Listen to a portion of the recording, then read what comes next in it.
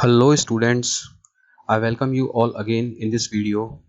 In this video, I would like to give you a brief idea about how a seat distribution takes place in engineering college. Seats का जो distribution होता है वो किस तरीके से होता है जिससे आप रैंक वर्सेस कॉलेज का खुद ही आइडिया लगा सको। इस वीडियो को देखने के बाद खुद ही एक आइडिया लग जाएगा कि किस तरीके से सीट का डिस्ट्रीब्यूशन होता है, किस तरीके से रैंक निकलती है और किस तरीके से कॉलेज अलॉट होता है। तो अभी आप सीट मैट्रिक्स के अकॉर्डिंग देखेंगे तो किसी कॉलेज ने किसी सब्जेक्ट में सपोज शो कर रखी है 60 सीट्स, किसी में 120 सीट्स। तो हमें वो ये नहीं देखना है कि टॉप 60 स्टूडेंट्स को वो 60 सीट्स मिल जाएंगी, उसका जो ब्रेकअप होता है वो किस तरीके से होता है उसकी भी नॉलेज होनी चाहिए जिससे हम एक आइडिया लगा सकें। तो इस वीडियो में मैं आपको वही आइडिया देने वाला हूँ। तो सबसे पहले हम बात कर लेते हैं वन बाय वन। जो फर्स्ट सीट अलॉटमेंट होगा वो TFWS सीट्स का अलॉटमेंट होगा। ये सभी को पता है कि जो फर्स्ट अलॉटमेंट होने वाला है सीट्स का वो TFWS सीट्स का अलॉटमेंट होने वाला है। तो सीधी सी बात है, TFWS सीट्स का अलॉटमेंट होता है सबसे पहले तो उसकी जो कट ऑफ है वो बहुत ज़्यादा हाई जाती है। जो भी हाई स्कोरर्स होते हैं उनको उनके सिलेक्शन जो उन्होंने चॉइस फिल की है उस चॉइस फिलिंग के अकॉर्डिंग उनको TFWS सीट अलॉट हो जाती है, जिसमें आपकी बहुत कम फीस लगती है, ट्यूशन फीस माफ़ रहती है और ना के बराबर फीस लगती है। तो अगर हम बात करें जो गवर्नमेंट कॉलेजेस होते हैं, जो टॉप के गवर्नमेंट कॉलेजेस हैं, वहाँ पर टॉप 200 स्टूडेंट्स अगर TFWS में आते हैं तो उनके चांसेस बन जाते हैं। बट उसमें भी उनको ये रहता है कि उनकी मनपसंद ब्रांच ना मिले, क्योंकि जो टॉप 200 हैं वो इधर उधर दूसरी ब्रांचेस में भी डिस्ट्रीब्यूट हो जाएंगे। तो जो टॉपर स्टूडेंट्स हैं कहीं ना कहीं वो चाहते हैं कि उनको उनकी मनपसंद ब्रांच में TFWS मिले। तो लेकिन ये है कि वो डिस्ट्रीब्यूट हो जाते हैं अलग अलग ब्रांचेस में अगर उन्होंने TFWS के अकॉर्डिंग ही चॉइस फिल की है। तो अगर उन्होंने ब्रांच स्पेसिफिक नहीं फिल की है तो फर्स्ट अलॉटमेंट TFWS को का होता है जिसकी कट ऑफ बहुत ज़्यादा हाई जाती है। तो होता क्या है कि जब फर्स्ट अलॉटमेंट का जो TFWS का हो जाएगा तो उसमें से काफ़ी स्टूडेंट्स क्या हो जाते हैं, काफ़ी स्टूडेंट्स क्या करते हैं, सीट को ले लेते हैं, सीट अडॉप्ट कर लेते हैं, सीट को ले लेते हैं। तो जब ये सीट को ले लेंगे तो फिर इनके लिए वहाँ पर वो सीट कंफर्म हो गई। तो ये जो स्टूडेंट्स हैं, जो टॉप के जो स्टूडेंट्स हैं, ये कहीं ना कहीं अब दूसरी सीट के लिए क्लेम नहीं करेंगे। तो उन्होंने अपनी जो सीट है, वो चॉइस है, कॉलेज है, वो फिक्स कर लिया। तो जब वो कॉलेज फिक्स कर लेंगे, उन्होंने TFWS पर अपनी सीट ले ली, तो कहीं ना कहीं वो टॉपर स्टूडेंट्स वहाँ से रिमूव हो जाएंगे। तो उसके बाद जो सेकंड अलॉटमेंट होता है वो क्या होगा, आउट ऑफ राजस्थान कैंडिडेट्स के लिए होता है। इसी में कश्मीरी माइग्रेंट्स होंगे, एक्स सर्विसमैन होंगे और PWD कैंडिडेट होंगी। क्योंकि आउट ऑफ राजस्थान है, सीट्स बहुत कम हैं, तो कट ऑफ हाई जाएगी। जैसे TFWS की सीट्स हैं वो भी बहुत कम हैं, तो TFWS में भी बहुत कम सीट्स हैं। और मैंने आपको बताया था कि सभी कॉलेजेस के पास सभी ब्रांचेस में TFWS सीट नहीं है। TFWS सीट होने के लिए उस कॉलेज में लास्ट ईयर 50% एडमिशन उस ब्रांच में होने चाहिए थे, उसमें सीट्स वो अवेलेबल हो जाएगी TFWS की, अदरवाइज नहीं होगी। तो प्राइवेट कॉलेजेस में काफ़ी ब्रांचेस ऐसी हैं जिनके अंदर TFWS सीट अवेलेबल ही नहीं है। हाँ, कंप्यूटर साइंस के अंदर ऑलमोस्ट सभी कॉलेजेस में TFWS सीट अवेलेबल है। बाकी जो कोर ब्रांचेस हैं उनमें काफ़ी ऐसी ब्रांचेस हैं जहाँ पर TFWS सीट अवेलेबल नहीं है। उसके बाद आउट ऑफ राजस्थान है, इसकी सीट कम होती है, सिर्फ 15% का रिजर्वेशन इनको मिलता है। सेल्फ फाइनेंस सीट्स पे जो SFS सीट्स होती हैं वहाँ पर इनकी 15% सीट्स रिजर्व होती हैं। तो इनकी भी जो कट ऑफ है हाई जाती है। अच्छा कॉलेज लेने के लिए इनको भी टफ कंपटीशन फेस करना पड़ता है आउट ऑफ राजस्थान कैंडिडेट को। तो सेकंड अलॉटमेंट इनका होगा। उसके बाद कश्मीरी माइग्रेंट का होता है, ये सुपरनरी सीट्स है, इससे हमें कोई खास इशू नहीं है, मतलब नहीं है, क्योंकि इनकी सीट फिक्स रहती है। जैसे 60 पर इनको 3 सीट्स मिल जाती हैं, तो ये फिक्स सीट्स हैं। उसी तरीके से एक्स सर्विसमैन के जो कैंडिडेट्स हैं टॉप कॉलेज लेने के लिए इस कैटेगरी का अच्छा कंपटीशन रहेगा। और PWD कैंडिडेट्स हैं, इनको भी टॉप कॉलेजेस के लिए तो टफ कंपटीशन देखना ही पड़ता है। तो बात करें यहाँ पर मेनली जो आउट ऑफ राजस्थान के कैंडिडेट्स हैं उनकी कट ऑफ हाई रहती है यहाँ पर, क्योंकि 15% सीट ही रहती हैं। उसके बाद बात कर लेते हैं कि थर्ड सीट अलॉटमेंट। तो जब हम थर्ड सीट अलॉटमेंट पे आते हैं तो इस राउंड में जो सीट खाली रह जाती है, सेकंड राउंड में जो सीट खाली रह जाती है वो थर्ड सीट अलॉटमेंट में क्या हो जाएंगी, मर्ज हो जाएंगी, इसके अंदर आ जाएंगी। जो भी सीट वहाँ से ड्रॉप होंगी, जिनको स्टूडेंट्स नहीं लेंगे वो थर्ड सीट अलॉटमेंट में मर्ज हो जाएंगी आउट ऑफ राजस्थान की जो सीट्स हैं। तो आउट ऑफ राजस्थान की जो सीट्स हैं जो खाली रह जाती हैं वो third seat allotment of Rajasthan में मर्ज हो जाती हैं। उनको मर्ज करने के बाद ही थर्ड सीट अलॉटमेंट का जो रिजल्ट है वो डिक्लेयर होता है। यहाँ पर ध्यान रखना है कि जो TFWS की सीट्स हैं वो किसी के साथ मर्ज नहीं होंगी, और TFWS की सीट्स मिलने का आपके पास एक और चांस रहता है। सपोज किसी स्टूडेंट ने TFWS ले ली थी और फिर किसी रीजन से खाली कर दी, तो एक कॉलेज में अगर कोई TFWS की सीट खाली रह जाती है तो वो कॉलेज क्या करता है, अगेन अपनी सीट मैट्रिक्स का डिस्ट्रीब्यूशन चेंज करता है, और उसके कॉलेज का जो टॉपर स्टूडेंट्स जो थर्ड सीट अलॉटमेंट से भी आया हुआ होता है तो उसको भी क्या करता है, TFWS सीट में कॉलेज लेवल पर शिफ्ट कर देता है। तो आपके पास चांस हो सकता है, ये आपके कॉलेज पे डिपेंड करता है कि जो आपको कॉलेज अलॉट हुआ है तो वो थर्ड सीट अलॉटमेंट के अंदर अगर उसके कॉलेज में कोई TFWS की सीट खाली रहती है और आपकी रैंक अच्छी है तो आपको TFWS में अपग्रेड कर देगा। अगर आपके पास इनकम सर्टिफिकेट और सारे डॉक्यूमेंट्स आप अगर वैलिड होंगे TFWS सीट के लिए तो वो आपको TFWS में अपग्रेड कर देगा, जिससे उसके पास वैकेंट सीट निकल के आ सके, और वैकेंट सीट निकल के आने के बाद दूसरे स्टूडेंट्स को चांस मिल सके। क्योंकि ये TFWS सुपरनरी नेचर की होती है, एक्स्ट्रा सीट्स होती हैं, तो इसलिए इसके अंदर शिफ्ट कर दिया जाता है स्टूडेंट्स को। जनरली ये कॉलेज पे डिपेंड करता है। तो जब हम थर्ड सीट अलॉटमेंट की बात करते हैं तो यहाँ पर आपको ध्यान रखना है कि इनिशियल लेवल पर जो आपको रैंक आई है उसमें काफ़ी ज़्यादा डर लगता है स्टूडेंट्स को कि हमें कॉलेज मिल पाएगा, अच्छा नहीं मिल पाएगा। तो इनिशियल लेवल पर जब ये थर्ड अलॉटमेंट आएगा तो उसकी भी कट ऑफ हाई रहेगी। जो टॉप कॉलेजेस हैं या टॉप ब्रांचेस हैं वहाँ पर आपको एक टफ कंपटीशन इनिशियल लेवल पे देखने के लिए मिलेगा। लेकिन जब इसकी मेरिट आ जाती है तो होता क्या है कि मेरिट धीरे धीरे अगले राउंड पर आने तक क्या होनी शुरू हो जाती है, रिड्यूस होनी शुरू हो जाती है। तो यहाँ पर हाई थी, फिर धीरे धीरे क्या है कि मेरिट क्या है, रिड्यूस होनी शुरू हो जाएगी, रैंकिंग सिस्टम थोड़ा सा रिड्यूस होना शुरू हो जाएगा। वो ऐसे कि जब कॉलेज को स्टूडेंट रिपोर्ट करना स्टार्ट करता है, कॉलेज रिपोर्टिंग करनी स्टार्ट कर देता है, तो काफ़ी स्टूडेंट्स तो क्या है कि फॉर्म जो काफ़ी इसमें स्कोरर होते हैं, JEE में अच्छा स्कोर है, वो सिर्फ यही चेक करने के लिए फॉर्म फिल कर देते हैं कि उनकी क्या मेरिट आई है और कौन सा कॉलेज उनको मिल सकता है, बट वो रिपोर्ट नहीं करते। उनके पास दूसरे ऑप्शंस भी रहते हैं, तो दूसरे ऑप्शंस रहते हैं तो वो क्या करते हैं, कॉलेज में रिपोर्ट नहीं करते हैं। कॉलेज में रिपोर्ट नहीं करते हैं तो यहाँ पर सीट वैकेंट्स हो जाती हैं, ऊपर वाले जो राउंड्स हैं उनके अंदर भी सीट्स वैकेंट हो जाती हैं। रिपोर्ट नहीं करते, या फिर रिपोर्ट करते हैं तो उनके पास डॉक्यूमेंट कंप्लीट नहीं होते, डॉक्यूमेंट नहीं होते उनके पास, तो उस वजह से वो रिजेक्ट हो जाते हैं। तो काफ़ी स्टूडेंट्स क्या है कि धीरे धीरे बाहर, जैसी रिपोर्टिंग का सिस्टम शुरू हो जाता है तो काफ़ी स्टूडेंट्स क्या है कि इधर बाहर निकलने शुरू हो जाते हैं। क्योंकि जो रीप ने जो आपको रैंक अलॉट की है वो जो आपने डेटा फिल कर दिया उसी बेसिस पे आपको कॉलेज अलॉट कर देगा सब कुछ। बट जैसे रिपोर्टिंग करनी है, कॉलेज वगैरह में जाना है, तो फिर वहाँ के रूल्स के अकॉर्डिंग जैसा वो बताएंगे, जो भी रीप के जो गाइडलाइंस प्रोसीजर है उस तरीके से वो क्या करते हैं, आपको उस बेसिस पर जो आपने डिटेल्स फिल की है उससे रिलेवेंट डॉक्यूमेंट के बेसिस पर आपको कॉलेज अलॉट करना शुरू कर देते हैं।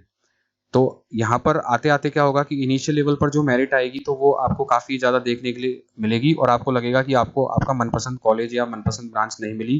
खासकर ऐसे स्टूडेंट्स को जिनकी रैंक काफ़ी ज़्यादा है। जो सेफ साइड स्टूडेंट्स हैं उनको तो कोई प्रॉब्लम नहीं है, जिनकी अच्छी रैंक बन गई है, जनरल मेरिट अच्छी है जिनकी, तो उनको तो कोई दिक्कत है नहीं, उनको जैसा वो चाहेंगे उस तरीके की ब्रांच और कॉलेज मिल जाएंगी। जो काफ़ी क्लोज हैं, खराब नहीं कह सकते उनकी रैंक को, बट क्लोज, काफ़ी रैंक क्या हो जाती है, काफ़ी क्लोज हो जाती है, जहाँ पर प्रिडिक्शन करना काफ़ी क्या हो जाता है, मुश्किल हो जाता है। तो ऐसे स्टूडेंट्स को क्या रहेगा, इनिशियल लेवल पर लगेगा कि उनको उनका फेवरेट कॉलेज या ब्रांच नहीं मिली है, तो उनके पास क्या रहेगा, ऑप्शन रहेगा अपवर्ड मूवमेंट का ऑप्शन रहेगा। तो आपकी चॉइस भी आपको इसी तरीके से फिल करनी है कि सपोज आपको फर्स्ट अलॉटमेंट में कोई नीचे का कॉलेज मिल गया, अगर आप अपवर्ड मूवमेंट कर दें तो अपवर्ड मूवमेंट में आपको आपके ऊपर की बेस्ट चॉइसेस मिल जाएं, इस तरीके से आपको चॉइस फिल करनी है। तो इस अपवर्ड मूवमेंट का ध्यान रख के चॉइसेस आपको फिल करनी है, इस चीज़ का आप ध्यान रखना।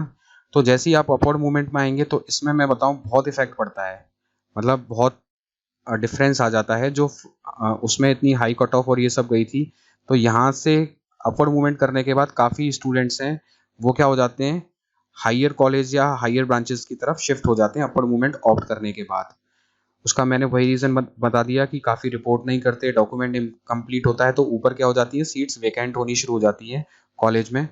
इनिशियल लेवल में सपोज किसी कॉलेज के पास 60 सीट्स हैं तो रीप इसको टोटल की टोटल 60 स्टूडेंट्स अलॉट कर देगा। लेकिन होता क्या है कि सारे 60 स्टूडेंट्स रिपोर्ट नहीं करते हैं, कहीं ना कहीं इसमें 40 स्टूडेंट्स रिपोर्ट कर देते हैं और 20 सीट्स कहीं ना कहीं इसके अंदर 20 सीट्स या किसी ज़्यादा अच्छे में 10 सीट्स तो रह ही जाती हैं। और जब ये 10 सीट्स वैकेंट हो जाएंगी तो वो उस पर चांस किसको मिलेगा, अपवर्ड मूवमेंट में पार्टिसिपेट करने वाले कैंडिडेट को मिलेगा। अपवर्ड मूवमेंट पर भी मैं एक डिटेल वीडियो बनाने वाला हूँ कि अपवर्ड मूवमेंट कैसे होगी, तो आप जुड़े रहें मेरे साथ, चैनल को सब्सक्राइब जरूर कर लेना, जिससे आपको सभी स्टेप्स के आपको वीडियोस इन एडवांस दे दूंगा, जिससे आपको पता रहे कि कॉलेज में जाके कैसे क्या रिपोर्टिंग करनी है, क्या डॉक्यूमेंट्स ले जाने हैं, अपवर्ड मूवमेंट कैसे होती है। आप काफ़ी बार स्टूडेंट्स अपवर्ड मूवमेंट के लिए ट्राई करता है बट नहीं हो पाता क्योंकि आपको अंदर की चीज़ें नहीं पता, तो वो सब मैं वीडियोस में बताऊंगा, तो उसके लिए आप मेरे साथ जुड़े रहें। उसके बाद फर्स्ट हो गया, सेकंड हो गया, थर्ड हो गया यहाँ पर सीट अलॉटमेंट का, फोर्थ ये चांस हो गया। उसके बाद होता क्या है कि जब अपवर्ड मूवमेंट भी हो जाती है, उसके बाद एक इंटरनल स्लाइडिंग और होती है। उसके अंदर सेम कॉलेजेस के अंदर आप ब्रांच चेंज करने का प्रोसेस होता है। इस पर भी मैं अलग से वीडियो बना दूंगा कि किस तरीके से आप ब्रांच चेंज कर सकते हैं। तो इंटरनल स्लाइडिंग होने के बाद कॉलेज क्या हो जाता है, एक स्टेबल सीट मिल जाती है कि CS में हमारी इतनी सीट्स हो गई, 60 सीट्स हो गई, इलेक्ट्रिकल में हमारी इतनी सीट फिल हो गई। उसके बाद जो वैकेंट सीट्स रह जाती है इंटरनल स्लाइडिंग के बाद भी, तो इंटरनल स्लाइडिंग के बाद क्या होता है, डायरेक्ट एडमिशन का चांस मिलता है स्टूडेंट्स को कॉलेज टू कॉलेज। ये कॉलेज लेवल पे होता है। इसके अंदर अब रीप का रोल खत्म हो जाता है, बस रीप की जो गाइडलाइंस होती है उसको कॉलेज यूज करते हैं, उसके अकॉर्डिंग ही एडमिशन देते हैं, बट रीप का रोल यहाँ तक खत्म हो जाता है। डायरेक्ट एडमिशन कॉलेज लेवल पर होता है। फिर कॉलेज लेवल पर डायरेक्ट एडमिशन होता है, तो डायरेक्ट एडमिशन में ये सब आपकी समझ पर और सूझबूझ पर डिपेंड करेगा, क्योंकि इसमें ऐसा भी हो जाता है कि जिन कैंडिडेट्स की बहुत ज़्यादा रैंक ज़्यादा थी, इतनी अच्छी नहीं थी, तो वो भी क्या कर लेते हैं, कई बार टॉप कॉलेजेस में अच्छी ठीक ठाक ब्रांचेस में अपना एडमिशन क्या कर लेते हैं, सिक्योर कर लेते हैं। बस इसका एक ड्रॉबैक है डायरेक्ट एडमिशन का कि जब आप डायरेक्ट एडमिशन के लिए जाते हो ये इतना लेट होगा, अक्टूबर में जाकर डायरेक्ट एडमिशन होगा और उस टाइम तक आपकी कॉलेजेस में क्लासेस भी स्टार्ट हो जाएंगी और आपकी फीस भी जमा हो जाएगी। तो आपकी कॉलेजेस में क्या हो जाएगी, फीस भी जमा हो जाएगी। तो इस केस के अंदर आपकी जो फीस है, जो कि लास्ट डेट देते हैं वो, कि लास्ट डेट वो सब भी मैं आपको बता दूंगा कौन सी लास्ट डेट होती है एडमिशन विड्रॉ करने की। तो लास्ट डेट तक क्या होता है कि आपको एडमिशन विड्रॉ करने की एक डेट होती है। अगर आप उस डेट तक विड्रॉ कर लेते हो तो ठीक है, आपको पूरी फीस रिफंड हो जाएगी। अगर आप उस डेट तक नहीं करते हो तो आपको फीस रिफंड नहीं होती। तो डायरेक्ट एडमिशन के लिए जो सीट मैट्रिक्स होती है वो क्या होता है कि विड्रॉ करने का जो लास्ट चांस दिया जाता है उसके बाद डायरेक्ट एडमिशन होता है। तो फाइनली एक सीट मैट्रिक्स आ जाती है कि फाइनली स्टूडेंट्स ने कॉलेज पढ़ने के बाद भी छोड़ दिया है, तो उसके बाद भी सीट्स वैकेंट हो जाती हैं, और सीट्स वैकेंट हो जाती हैं तो डायरेक्ट एडमिशन मिलता है।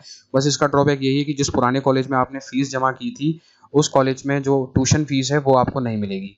बाकी कौन कौन सी फीस मिल पाएंगी आपको वो मैं आपको वीडियो में बता दूंगा, मेरे साथ जुड़े रहिए।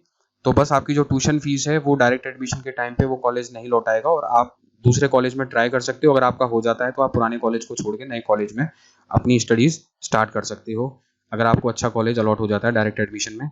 तो यहाँ पर जो रैंकिंग है वो और रिड्यूस हो जाती है। तो ये स्टेप्स हैं, स्टेप टू स्टेप आप आएंगे तो हायर से लोअर की तरफ आते जाएंगे आप। इनिशियली तो यही समझ है कि आप कितनी समझ से अपनी काउंसलिंग करते हो। इनिशियल लेवल में हाई रहेगी और धीरे धीरे स्टेप्स में आएंगे तो यहाँ तक आते आते जो कट ऑफ है वो लो हो जाएगी। तो नेक्स्ट मैं बताऊं कि जो सबसे ज़्यादा कंपटीशन है, जो स्टूडेंट्स के मेरे पास रिव्यू आ रहे हैं, व्यूज़ आ रहे हैं, वो सबसे ज़्यादा कंपटीशन CS या CS रिलेटेड ब्रांचेस के अंदर ही है। CS और CS रिलेटेड ब्रांचेस में है। 3 to 5 गवर्नमेंट कॉलेजेस हैं उनके अंदर है, 3 to 5 गवर्नमेंट कॉलेजेस हैं और 2 to 3 प्राइवेट कॉलेजेस हैं, उसके अंदर भी CS ब्रांचेस को लेके कंपटीशन ज़्यादा है। अगर आप CS ब्रांच को छोड़कर कहीं दूसरी ब्रांचेस में जाना चाह रहे हो तो आपको किसी भी अच्छे गवर्नमेंट कॉलेज में आपकी रैंक 10,000 तक भी है, 8,000 10,000 तक की रेंज में भी है, तो आपको कोर ब्रांचेस मिल जाएंगी। 10,000 तक की रेंज में भी आपको 10,000 की रैंक है तो उसके अंदर कोर ब्रांचेस भी आपको किसी भी गवर्नमेंट कॉलेजेस में मिल जाएंगी। अगर आपको फर्स्ट उसमें ना मिले तो अपवर्ड मूवमेंट में मिल जाएंगी, बट चांसेस है अगर आप कोर ब्रांचेस की तरफ जा रहे हैं तो वहाँ कोई दिक्कत नहीं आएगी आपको। जो मेन इशू आ रहा है वो CS ब्रांचेस के केस में आ रहा है, जहाँ पर जो टॉप के 3-5 गवर्नमेंट कॉलेजेस हैं या 2-3 प्राइवेट है, वहाँ पर कट ऑफ ज़्यादा जानी है इनिशियल लेवल पर, बट अपवर्ड मूवमेंट में थोड़ी सी रिड्यूस हो जाती है वो। तो कोर ब्रांचेस में तो कोई प्रॉब्लम आएगी नहीं। जो स्टूडेंट कोर ब्रांचेस के लिए देखना चाह रहे हैं तो वहाँ तो इजीली आपको जो गवर्नमेंट कॉलेजेस देखना चाह रहे हैं तो वहाँ पर आपकी पॉसिबिलिटी बनी रहेगी, क्योंकि काफ़ी गवर्नमेंट कॉलेजेस में ऐसी नॉन ट्रेंडिंग ब्रांचेस हैं जिनकी सीटें फिल नहीं होती, तो आप उनमें जा सकते हैं, वो आपको मिल सकती हैं। बाकी प्लेसमेंट का आप सोच रहे हैं कि ऐसी ब्रांचेस में जाकर प्लेसमेंट नहीं होगा हमारा, तो प्लेसमेंट के रिगार्डिंग भी मैं वीडियो बनाऊंगा कि प्लेसमेंट स्टूडेंट्स को पता ही नहीं है कि प्लेसमेंट का एक्चुअली प्रोसीजर क्या है, और उसमें इतना कोई ब्रांच स्पेसिफिक का रोल होता नहीं है। तो प्लेसमेंट में अगर आपके पास कोर ब्रांच है तो आप भी आईटी सेक्टर की ब्रांचेस में जाकर प्लेसमेंट ले सकते हो, तो उसके रिगार्डिंग प्लेसमेंट का पूरा वीडियो मैं बनाऊंगा, उसमें मेरे साथ जुड़े रहना। तो यहाँ पर 3 कैटेगरी के स्टूडेंट्स होते हैं। तो 3 कैटेगरी के स्टूडेंट्स होते हैं। एक तो होता है कि जिसकी टीएफडब्ल्यूएस की सीट्स की प्रायोरिटी है कि वो उसको टीएफडब्ल्यूएस सीट्स ही चाहिए। तो टीएफडब्ल्यूएस सीट्स का मैंने बता दिया कि हाई कट ऑफ जाएगी, तो उन्होंने अपनी टीएफडब्ल्यूएस सीट की अकॉर्डिंग ही कॉलेजेस का चूज़ किया है, ब्रांचेस का चूज़ किया हुआ है। तो टॉप के जो स्कोरर्स हैं तो उनको टीएफडब्ल्यूएस मिलती है। तो अगर आपको अच्छा कॉलेज चाहिए, अच्छे गवर्नमेंट कॉलेजेस चाहिए, अच्छे प्राइवेट कॉलेज चाहिए, अगर आपकी 500 के अंदर जनरल मेरिट है तो आपके चांसेस हो सकते हैं कि आपको टीएफडब्ल्यूएस मिल जाएगा। आपकी कोई भी ब्रांच चलेगी और कोई भी कॉलेज चलेगा उस केस में 500 है, ये कोई ब्रांच स्पेसिफिक नहीं है। तो अगर आपकी 500 के अंदर रैंक है और आपने इसी अकॉर्डिंग टीएफडब्ल्यूएस के अकॉर्डिंग ही कॉलेजेस की चॉइस फिल की है तो आपके चांसेस हो सकते हैं, बट इस कोई श्योरिटी नहीं होती है।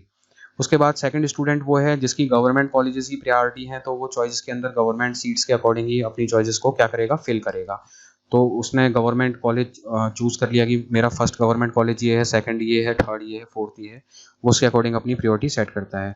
नेक्स्ट स्टूडेंट होता है जिसका क्या है कि ब्रांच प्रायोरिटी होती है, उसको क्या है कि अपनी ब्रांच सेलेक्ट करनी है और चाहे उसे कोई भी कॉलेज मिल जाए, वो अच्छे कॉलेज से लेकर और थोड़ा थोड़ा नीचे नीचे कॉलेजेस की तरफ आता जाएगा, बट अपनी प्रायोरिटी ब्रांच के अकॉर्डिंग चूज करेगा।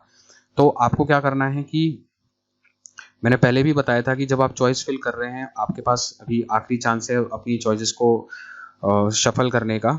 तो आपको क्या करना है कि हायर चॉइसेस भरने में कोई दिक्कत नहीं है, आप एमबीएम भी भर दो, आपकी रैंक कम है उसके बाद भी आप एमबीए चूज करना चाह रहे हो, एमबीएम सी टीयूई चूज करना चाह रहे हो, आरटीयू चूज करना चाह रहे हो, करो, अच्छे कॉलेजेस को चूज करो, अच्छी ब्रांचेस को चूज करो, कोई दिक्कत नहीं है आपको। लेकिन अच्छे कॉलेज चूज करने के बाद ये थोड़ा ध्यान रखना है कि आपको अपनी ब्रांच के अकॉर्डिंग भी क्या करना है, कॉलेज चूज करना है ना। But you have to fill your choice that fits your rank, आपकी जो रैंक फिट करती है उसके अकॉर्डिंग भी आपको क्या करना है, अपनी कुछ कॉलेजेस चूज करने हैं कि अगर आपको सपोज ऊपर के नहीं मिले तो कोई एक ऐसा कॉलेज है जो आपके फंस जाए। वरना क्या होगा कि अगर आपने नहीं चूज किया तो वहां पर चॉइस एग्जॉस्टेड आ जाएगा आपका, जब कोई भी कॉलेज अलॉट नहीं होगा और आपने जो आपकी रैंक के अकॉर्डिंग उसके अंदर कोई है ही नहीं तो चॉइस एग्जिस्टेड लिखा हुआ आ जाएगा। चॉइस एग्जिस्टेड वाला कैंडिडेट क्या है, ऑटोमेटिकली अपवर्ड मूवमेंट के लिए एलिजिबल हो जाता है। अगर अपवर्ड मूवमेंट में मिल गया तो ठीक है, अगर नहीं मिला तो वो पूरे सिस्टम से क्या आ जाएगा, बाहर आ जाएगा वहां से, तो उसको कुछ भी नहीं मिल पाएगा। तो इसलिए सेफ साइड रहने के लिए आप क्या कर सकते हो, अपनी रैंक के अकॉर्डिंग भी क्या कर सकते हो, उसके अंदर कॉलेज चूज कर सकते हो। तो बात कर रहे थे कि second student government college priority है उसकी, तो गवर्नमेंट कॉलेज अगर प्रायोरिटी रखेगा स्टूडेंट्स तो उसको इलेक्ट्रिकल भी चलेगी, मैकेनिकल भी चलेगी, प्रोडक्शन भी चलेगी, कोई भी ब्रांच चलेगी। तो उस केस में आपको जनरली ज़्यादा रैंक है, मैंने बताया आपको, अगर आपकी 8-10 हज़ार की में भी रैंक है तो कोई भी गवर्नमेंट कॉलेज भी आपको मिल जाएगा, अगर आपको कोई भी ब्रांच चलेगी तो कोई खास इशू आएगा नहीं उसके अंदर। उसके बाद ब्रांच अगर आपकी प्रायोरिटी है, ब्रांच प्रायोरिटी है, तब आपकी उस केस में रैंक क्या होनी चाहिए, अच्छी होनी चाहिए। जो गुड रैंक है वो हमें ब्रांच प्रायोरिटी के केस में चाहिए। तो स्टूडेंट्स की इस टाइम पे जो प्रायोरिटी ब्रांच चल रही है वो कंप्यूटर साइंस इंजीनियरिंग चल रही है। फिर कंप्यूटर साइंस के रिलेटेड जो ब्रांचेज हैं, एआई हो गया, डेटा साइंस हो गया, इस तरह की जो कंप्यूटर से रिलेटेड ब्रांचेज हैं उनमें है। तो ब्रांच प्रायोरिटी है तो आपकी मेरिट क्या होनी चाहिए, गुड होनी चाहिए, हाई होनी चाहिए। उस केसेस में आपको ब्रांच प्रायोरिटी के अकॉर्डिंग क्या मिलेगा, कॉलेज मिलेगा। जैसे सीएस है तो अभी मैं आपको बताने वाला हूँ कि किस वजह से सीएस में इतनी हाई कट ऑफ जाती है। तो सीएस है तो उसके अंदर आपकी अगर टॉप 100 आ रहे हो, आपको एमबीएम चाहिए, तो आपके चांसेस हैं, तो आपकी क्या अच्छी मेरिट होनी चाहिए ब्रांच प्रायोरिटी के केस में। तो आज आपको बता दूं कि कल जो है 26 डेट है, तो कल आपकी चॉइस लॉकिंग की लास्ट डेट है। तो आप क्या करें, चॉइस फिल करके उनको लास्ट टाइम पे एक्सरसाइज करके जो आपने फिल किया है तो उसको लॉक ज़रूर कर दें और उसका प्रिंट आउट ले लें। प्रिंट आउट लेंगे तो आपको पास एक प्रूफ रहेगा कि हमने ये कॉलेजेस फिल किए थे, क्योंकि कई बार स्टूडेंट्स को ऐसा होता है कि प्रिंट आउट लेते नहीं है, फिर बोलते हैं मैंने तो ये फिल किया ही नहीं था, ऐसा कैसे हो गया, क्योंकि रीप का सिस्टम है भाई, कुछ भी हो सकता है। इसलिए अपने पास सभी प्रूफ रखो। तो ज़्यादा बेटर ये है कि आप लास्ट टाइम में कल अपनी चॉइसेस को एक बार रिव्यू करके उसको लॉक ज़रूर कर देना, ठीक है। अब देख लेते हैं कि उसके बाद किस तरीके से जो सीट मैट्रिक्स का जो डिस्ट्रीब्यूशन होता है वो कैसे होता है। तो ये एक्चुअल सैंपल सीट मैट्रिक्स है। तो अब हम इसका अनुमान लगाएं कि सर मेरी रैंक ये है ना, और इस कॉलेज में 60 सीट्स हैं। तो हम इस तरीके से नहीं बता सकते कि स्टार्टिंग के 1 to 60 की जो रैंक वाले हैं उनको MBM जोधपुर मिल जाएगा, क्योंकि सीक्वेंस में कुछ भी नहीं होता है ना। उसके बाद हम बताएं कि यहाँ पर RTU में 120 CS की सीट्स हैं, तो नेक्स्ट जो है नेक्स्ट MBA नहीं मिलने के बाद CS में RTU के लिए एलिजिबल हो जाएंगे। तो ऐसा भी नहीं है, क्योंकि स्टूडेंट्स क्या करता है, कोई स्टूडेंट्स MBA को प्रेफर कर रहा है, कोई RTU को प्रेफर कर रहा है, कोई CTA को प्रेफर कर रहा है, कोई प्राइवेट को भी प्रेफर कर रहा है। मैंने ये भी देखा है कि बहुत अच्छी रैंक वाले स्टूडेंट्स भी इनको प्रेफर नहीं करते, वो प्राइवेट कॉलेजेस में आ जाते हैं। बहुत लो कैटेगरी के भी चूज कर लेते हैं कई बार स्टूडेंट्स। हर तरीके का स्टूडेंट्स है। तो जब हमारे पास एक फिक्स नहीं होगी, कि स्टूडेंट फिक्स नहीं है कि वो कहाँ पर रुकने वाला है, तो उस तरीके से बस हम अनुमान दे सकते हैं कि इस अनुमान पर आपको ये मिल जाना चाहिए। आप अभी जब तक फाइनल नहीं आ जाती रीप की तरफ से, फाइनल कॉलेज अलॉटमेंट नहीं आ जाते, तब तक कुछ भी नहीं कह सकते। बट आपको एक अनुमान ही दिया जा सकता है उससे पहले, क्योंकि बहुत वेरिएशन होता है चीज़ों में। उसके बाद जो TFWS की सीट्स कितनों ने ऑप्ट करी, कितनों ने ऑप्ट नहीं करी, कितने स्टूडेंट्स जिनकी अच्छी रैंक थी वो फिर आगे पार्टिसिपेशन से हट रहे हैं, तो ये सब काफ़ी चीज़ों पर डिपेंड करता है। आउट ऑफ राजस्थान की कितनी सीट मर्ज हुई, ये होता है। तो और ये भी है कि 60 सीट सारी की सारी क्या होती हैं, सीक्वेंस से नहीं डिस्ट्रीब्यूट होती है। तो उसके लिए क्या होता है कि कॉलेज ने इस तरह का जो सीट मैट्रिक्स है वो रीप को दिया हुआ होता है। तो कॉलेजेस को इस तरह का सीट मैट्रिक्स डिस्ट्रीब्यूट जो हमारे पास ओपन प्लेटफॉर्म में नहीं होता है। हमें तो सिर्फ 60 सीट्स दिखती हैं, 126 सीट्स दिखती हैं, लेकिन जब भी कॉलेज रीप पे अप्लाई करता है तो सीट मैट्रिक्स उसको फिल करके देनी पड़ती है। उसी सीट मैट्रिक्स के बेसिस पर क्या होता है, सीट्स अलॉट होनी शुरू होती हैं।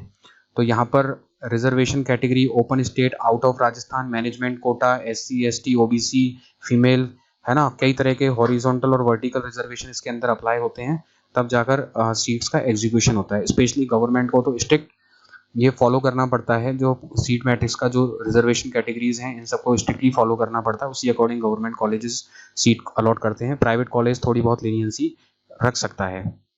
तो मैं आपको यहाँ पर बताऊं कि अभी किस तरीके से सीट मैट्रिक्स का डिस्ट्रीब्यूशन होता है। एक मैंने अप्रोक्सीमेशन आपको बताने के लिए किया है, ये थोड़ा बहुत प्लस माइनस होता है, क्योंकि कॉलेज अपने अकॉर्डिंग उसमें प्लस माइनस सीटें इंक्रीज डिक्रीज कर देते हैं, बट इसी के आसपास होंगी। क्योंकि अगर किसी का उन्होंने 30% निकाला और 30% निकाल के 2.5 आ रहा है, तो वो 2.5 को 3 मान लें, 3.5 मान लें, तो किसी में प्लस माइनस 1 सीट्स वो अपने अकॉर्डिंग क्या कर देते हैं, एडजस्ट कर देते हैं। तो अगर हम यहाँ पर 3 कॉलेजेस की बात करें, यहाँ पर जो टॉप के 3 कॉलेजेस हैं, MBM जोधपुर, CTA उदयपुर और RTU कोटा की बात करें, जहाँ पर कंप्यूटर साइंस इंजीनियरिंग है वो मोस्ट फेवरेबल स्टूडेंट्स के बीच में चल रही है। तो आप खुद ही देख सकते हैं सीट मैट्रिक्स से कि इन ब्रांचेस के लिए तो काफ़ी टफ कंपटीशन हो जाता है। तो यहाँ पर बात करें सिर्फ कंप्यूटर साइंस इंजीनियरिंग की, तो आउट ऑफ राजस्थान की बात करें तीनों कॉलेजेस के केस में, तो यहाँ पर सिर्फ 27 सीट्स हैं। जनरल कैटेगरी के केस में 64 सीट्स हैं, OBC की 46 सीट्स हैं, MBC की 10 सीट्स के आसपास हैं, और SC की टोटल 34 के आसपास हैं। इसमें TSP भी इंक्लूडेड है 34 के अंदर। और इसके बाद इसके अंदर SC कैटेगरी है, यहाँ पर 34 सीट्स हैं। ST के अंदर टोटल 25 सीट्स हैं, इसके अंदर TSP की सीट्स भी इंक्लूडेड हैं। उसके बाद EWS है, उसकी 21 सीट्स के आसपास आपको मिलेंगी, और TFWS की इन तीनों में मिलाकर 12 सीट्स हैं। तो आप समझ सकते हैं कि जब सीट्स का डिस्ट्रीब्यूशन हो गया यहाँ पर 60 सीट्स यहाँ पर थी गवर्नमेंट एडेड सीट्स, MBM के पास, CT के पास 60 सीट्स थी, और RT कोटा के पास 120, टोटल 240 सीट्स थी। जब इन सीट्स का डिस्ट्रीब्यूशन हो गया तो आपने देखा कि हर कैटेगरी के पास काफ़ी कम सीट्स मिलेगी। और मैं यहाँ पर आपको एक बात बता दूं कि जनरल जो सीट्स हैं उसके लिए तो सभी कैटेगरी के कैंडिडेट्स एलिजिबल हैं।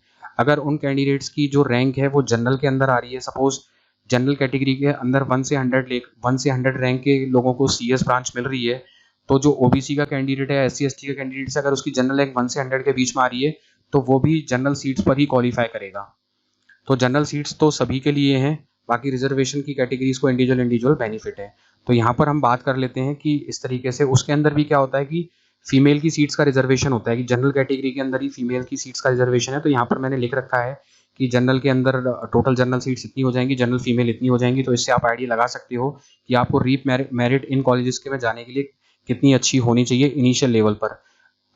अपवर्ड मूवमेंट में थोड़ी रिड्यूस हो जाती है, और अगर बात करें TFWS के स्टूडेंट्स हैं वो एडमिशन ले लेते हैं तो भी फ़र्क पड़ जाता है, और काफ़ी स्टूडेंट्स रिपोर्ट नहीं करते, तो इस वजह से सीक्वेंस में नहीं चलती, काफ़ी स्टूडेंट्स दूसरे इधर उधर के कॉलेजेस अपॉइंट ले लेते हैं, तो इस वजह से सीक्वेंस में नहीं है कि टॉप 46 को ही ये मिलने वाली है। वेरिएशन आता है, बहुत बड़ा सैम्पल साइज होता है, बहुत बड़ा डेटा साइज होता है जो कि वेरी करना शुरू हो जाता है, बट एक रेंज के अंदर आपकी है तो आपको अच्छे चांसेस हैं। तो आप यहाँ पर एक बार इसको पॉज कर देख लेना कि किसके लिए कितनी सीट्स हैं। तो अगर मैं बात करूँ यहाँ पर प्रेडिक्शन की बात करूँ, तो अगर आप आउट ऑफ राजस्थान है और आपकी 3 कॉलेजेस यही चॉइसेस हैं CS ब्रांच के अंदर, तो अगर आपकी रीप मेरिट अंडर 60 है तो आपके चांसेस अच्छे हैं इसके अंदर आउट ऑफ राजस्थान कैंडिडेट के लिए। वहीं अगर आप जनरल कैंडिडेट हैं, अगर आपके 400 तक यहाँ पर रीप मेरिट है तो आपके चांसेस हैं इन कॉलेजेस में CS ब्रांच के लिए। OBC के कैंडिडेट्स हैं, उनकी अगर OBC के कैंडिडेट हैं अगर 250 तक रैंक है तो अंडर इनमें चांसेस हो सकते हैं। MBC की बात करें तो अंडर 50 तक रैंक है तो चांसेस हो सकते हैं। SC यहाँ पर कैटेगरी है उसमें 170 तक है आपकी जनरल रैंक तो चांसेस हो सकते हैं। ST में 125 अगर आपकी जन मेरिट है आपकी कैटेगरी में तो आपके चांसेस हो सकते हैं। EWS में 100 तक मेरिट है तो आपके चांस हो सकते हैं। और TFWS में बात करें तो इन तीनों कॉलेजेस के अगर आपकी जनरल मेरिट 50 के अंदर है तो आपके चांसेस हो सकते हैं, क्योंकि TFWS में कोई अलग से किसी को रिजर्वेशन नहीं है। TFWS एक अलग कैटेगरी है जहाँ पर 8 लाख से कम है वो सभी एलिजिबल हो जाते हैं, तो यहाँ पर कोई अलग से रिजर्वेशन नहीं है। यहाँ पर जनरल मेरिट काउंट की जाएगी TFWS की सीट अलॉट करने के लिए, सिर्फ और सिर्फ जो जनरल मेरिट है, जो आपकी TFWS की रैंक अलॉट हुई है जिन्होंने 8 लाख के बेसिस पे फिल किया था वही यहाँ पर काउंट होगी। और यहाँ पर जो फीमेल कैंडिडेट्स हैं वो देखना चाह रहे हैं तो इसमें क्या करें कि अप टू 170 में भी फीमेल कैंडिडेट्स हैं वो इसका 30% निकाल लें, तो 30% निकालने के बाद जितना नंबर आ रहा है तो वो उसमें थोड़े सेफ रह सकते हैं, और बचा हुआ जो नंबर है 30% उनको देने के बाद जितना यहाँ पर नंबर बच रहा है तो उस कैटेगरी के उतने में सेफ रह सकते हैं। मैंने दोनों का मर्ज करके बता दिया है, तो इसको आप अलग से कैलकुलेट करके खुद भी देख सकते हो। उसके बाद अगर आपकी जो प्रायोरिटी है वो कॉलेजेस हैं तो मैंने यहाँ पर बताया है, ये आप पॉज कर देख लेना कि अगर आपकी प्रायोरिटी कॉलेज है, मुझे कोई भी ब्रांचेस चलेगी तो ब्रांचेस के अकॉर्डिंग भी देख लेना। आउट ऑफ राजस्थान को 45 ही टोटल सीट्स हैं इसके अंदर। MBM जोधपुर के अंदर जनरल की बात करें तो लगभग 224 के आसपास बैठेंगी। OBC की बात करें तो 158 के आसपास बैठेंगी। 35 के आसपास MBC की बैठेंगी। SC ST की 120 के आसपास बैठेंगी। SC ST की EWS 73 और TFWS की 40 के आसपास हैं इसमें MBM जोधपुर में, तो आप इस अकॉर्डिंग देख सकते हो। तो वही मैं कह रहा हूँ कि सीक्वेंस से नहीं कि आपकी सपोज 224 रैंक है तो लगातार 224 CS वालों को ये अलॉट मतलब हो जाएगी, तो ये सब ब्रांचेस स्पेसिफिक हैं। काफ़ी ब्रांचेस को स्टूडेंट लेना ही प्रीफर नहीं करता, काफ़ी ब्रांचेस की मेरिट बहुत हाई जाती है ना, बट ये सिर्फ आपको आइडिया देने के लिए है कि जो टॉप ब्रांचेस हैं कंपटीशन वहीं पर है, तो आप टॉप ब्रांचेस में देख सकते हो कि वहाँ पर कितनी सीट्स हैं। 18 है सिविल में, यहाँ पर 18 है, आगे टॉप ब्रांच है। पेट्रोलियम की बात करें तो यहाँ पर 18 है, तो आप समझ सकते हैं कि इससे आपको थोड़ा आइडिया लग जाएगा इसको देखने के बाद कि अगर आपको MBM की टॉप ब्रांच चाहिए तो अगर आप इसके अंदर हो, इनके अंदर हो तो आप सेफ हो, इस रेंज के अंदर हो तो आप बिल्कुल सेफ हो, है ना।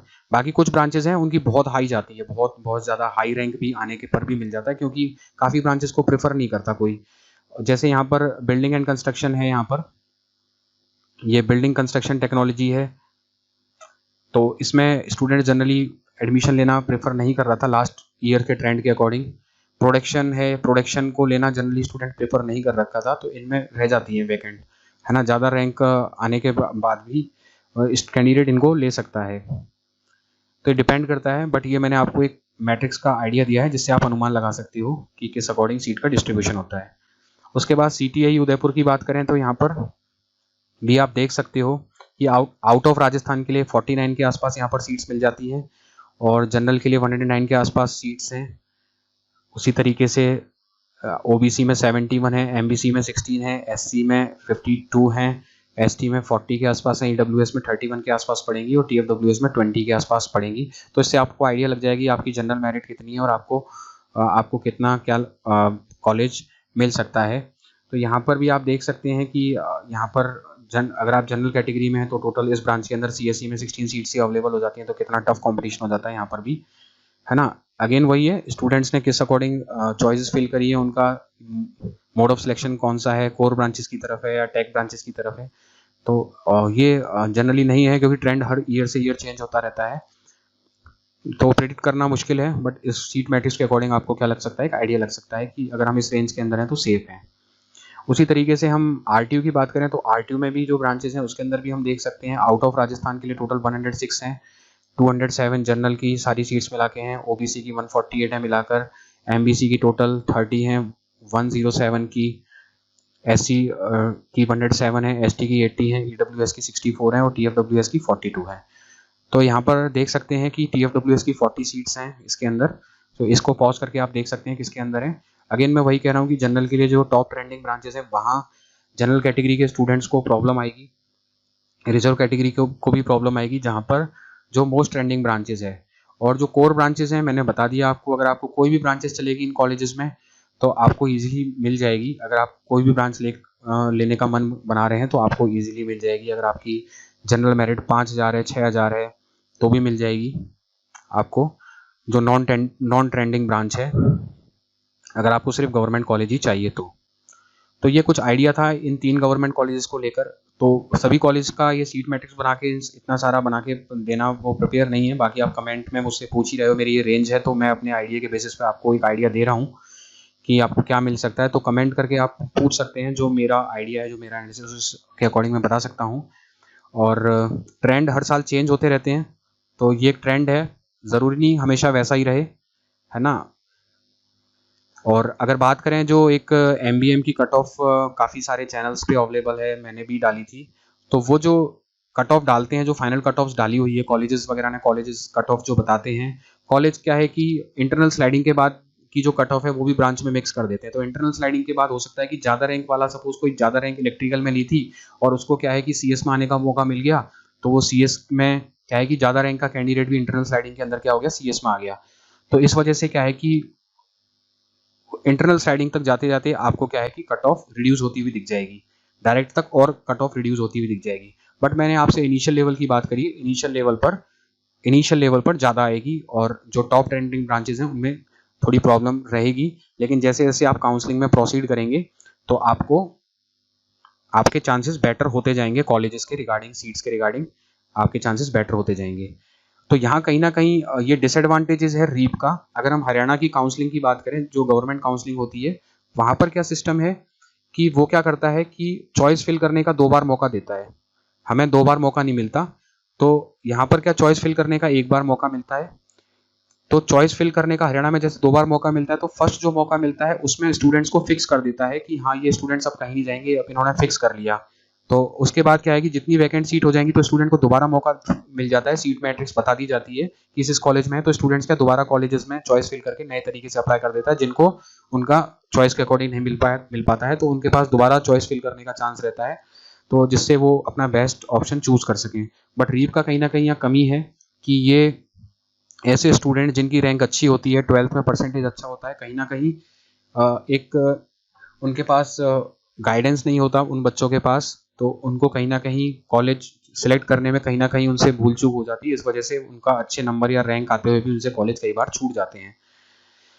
तो इन चीज़ों का ध्यान आपको रखना है। आप मेरे साथ जुड़े रहेंगे तो मैं हर टॉपिक पर आपको इन्फॉर्मेशन देता रहूँगा। उसके बाद बात करते हैं कि OR कैटेगरी की बात करें, आउट ऑफ राजस्थान की कैटेगरी की बात करें, अगर आपका स्पेसिफिक है कि हमें इन्हीं गवर्नमेंट कॉलेजेस में लेना है, तो आउट ऑफ राजस्थान है, अगर आपकी अंडर 500 तक रैंक आ रही है तो कोई भी ब्रांच आपको इन कॉलेजेस में अगर आपको चलेगी तो आपको मिल जाएगी, चांसेस हैं पूरे मिलने के। अगर वहीं जनरल की बात करें तो यही कोई भी ब्रांच चलेगी इन कॉलेजेस में, 1800 के अंडर रैंक है तो मिल जाएगी। उसी तरीके से OBC कोई भी ब्रांच चलेगी इन्हीं के अंदर तो 1200 के अंडर है तो मिल जाएगी। MBC में 300 के अंडर में मिल जाएगी। SC में 700 के अंदर मिल जाएगी। कोई भी ब्रांच का मतलब ठीक ठाक ब्रांच मिल जाएगी इनके अंदर। जो भी ठीक ठाक ब्रांचेस हैं, जो बिल्कुल ही नॉन ट्रेंडिंग बेकार ब्रांच है उनकी बात नहीं कर रहा, जो ठीक ठाक ब्रांचेस हैं कोर ब्रांचेस में, वो सब अगर इसके रेंज में आपका है मेरिट तो आपको मिल जाएगी। अगर SC कैटेगरी में बात करें तो अंडर 700 तो मिल जाएगी, ST में बात करें तो अंडर 500 मिल जाएगी, EWS में बात करें तो अंडर 300 है तो मिल जाएगी, TFWS के अंदर बात करें तो आपकी अंडर 160 है तो आपको इन कॉलेजेस में TFWS कोई भी ब्रांच चलेगी तो मिलने के चांसेस है, और एक्स सर्विसमैन की कैटेगरी में अगर अंडर 200 रैंक है तो आपको कोई भी गवर्नमेंट कॉलेजेस में अच्छी सीट मिलने के पूरे चांसेस हैं। तो एक अनुमान था, थोड़ा सा बेसिक आइडिया था कि किस तरीके से सीट मैट्रिक्स में डिस्ट्रीब्यूशन होता है। तो एक्चुअल में क्या सीट्स कम निकल के आती हैं, लेकिन क्या है कि जैसे जैसे ये क्या है कि खाली होती जाती हैं तो सारी क्या है जनरल की सीट्स में मर्ज होती जाती है। सपोज किसी कैटेगरी में वो स्टूडेंट्स नहीं मिले, जनरल कैटेगरी के एक में वो सारी सीट्स क्या होती जाएंगी, मर्ज होती जाएंगी। जैसे आउट ऑफ राजस्थान में नहीं मिले तो वो जनरल में मर्ज हो जाएंगी। पता चला वहाँ पर SC ST की नहीं कैंडिडेट मिले फाइनली तो वो फिर जनरल में मर्ज हो जाएंगी। तो इस तरीके से क्या है कि सीटें मर्ज होती जाती हैं। तो उस तरीके से फिर जो कट ऑफ का जो लेवल है वो जैसे जैसे एडमिशन में प्रोसीड करेंगे तो वो डाउन होता हुआ जाएगा। तो सभी कॉलेजेस के लिए तो बता पाना मुश्किल है, बना पाना मुश्किल है इस तरह का सीट मैट्रिक्स, क्योंकि स्टूडेंट्स भी की प्रायोरिटी अलग अलग होती है, तो बहुत वेरिएशन आ जाता है ना। ज़रूरी नहीं कि यही एकदम फिक्स बैठे, बहुत वेरिएशन आ जाता है उनका कॉलेज चॉइसेस के अंदर। तो फिर भी आपको कोई क्वेरी है तो आप वो क्वेरी करके मुझसे पूछ सकते हैं, मैं कोशिश करूँगा आपको जवाब देने का। आप ज़्यादा से ज़्यादा चॉइसेस फिल करें, आपकी जो हायर प्रायोरिटी के कॉलेजेस हैं उनकी चॉइसेस फिल करें, उसमें कोई दिक्कत नहीं है। तो चलिए मिलते हैं नेक्स्ट वीडियो में। उम्मीद करता हूं कि आपको इससे क्या सीट मैट्रिक्स के बारे में कुछ आइडिया लगा होगा, तो आप अनुमान लगा सकते हैं, है ना। तो कहीं ना कहीं आप काउंटिंग कर लीजिए कि हाँ 60 सीट्स पे 120 सीट्स हैं किसी कॉलेज में, तो वहाँ पर मेरे लिए 30 सीट्स हैं, है ना। 60 किसी के पास हैं तो मेरे लिए वहाँ पर 16 सीट्स के आसपास हैं। तो इस तरीके से आप अपनी रैंक में जोड़ जोड़कर खुद से आइडिया, खुद से कैलकुलेशन लगा सकते हो, सेल्फ कैलकुलेशन लगा सकते हो सीट मैट्रिक्स से आइडिया लगने के बाद। तो चलिए मिलते हैं नेक्स्ट वीडियो में। थैंक यू, आप सभी ने मुझको सुना।